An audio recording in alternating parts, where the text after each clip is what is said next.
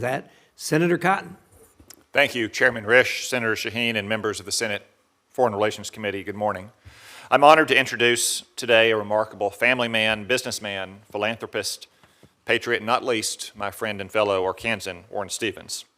I've known Warren and his family for many years. I'd like to acknowledge his wife Harriet and his children Miles, John, and Laura, and their spouses for their support during his confirmation process.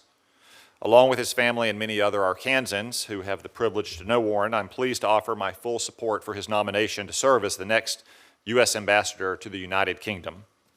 For centuries, the United States and the United Kingdom have enjoyed what Prime Minister Winston Churchill originally termed a special relationship. This friendship, forged on the front lines of 2 world wars and on the side of freedom during the Cold War, is rooted in our two nations' shared history, culture, and democratic ethos. Our 240-year diplomatic relationship is a bastion for freedom and peace worldwide. Warren is very well suited to deepen and strengthen the bonds with one of our best and oldest allies.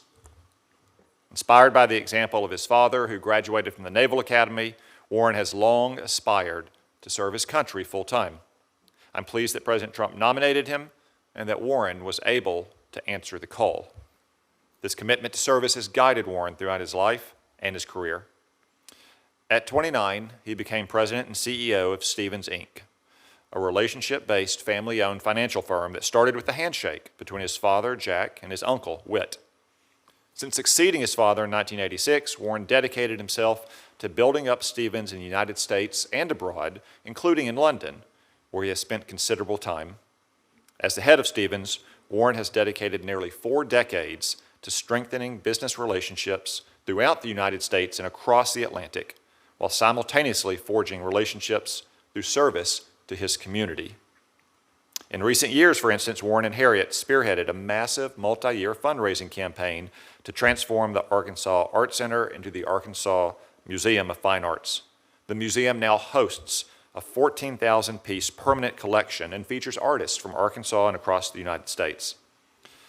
Thanks to Warren and Harriet's vision, the museum has become the heart of its community, a place where children and students come to learn, where neighbors and friends gather, and where all those who love art can explore their creativity. Warren is also the chairman and founder of the Jackson T. Stevens Cup, named in honor of his late father. Launched in 2021, the JTS Cup showcases collegiate golfers from NCAA Division I schools, historically black colleges and universities, and the United States service academies on the nation's preeminent golf courses.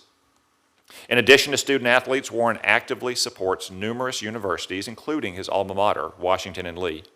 His dedication to and support for education also extends to the Episcopal Collegiate School in Little Rock, where he serves as chair of the school's foundation board. Time and time again, Warren has answered the call to serve others, and now he has answered the call to serve his country in a critical role at a critical time. Warren has spent a lifetime building and fostering strong relationships with his family, his clients, and his community. I think he's exactly the person America needs to lead our strong, special relationship with the United Kingdom as our next ambassador of the United States to the Court of St. James.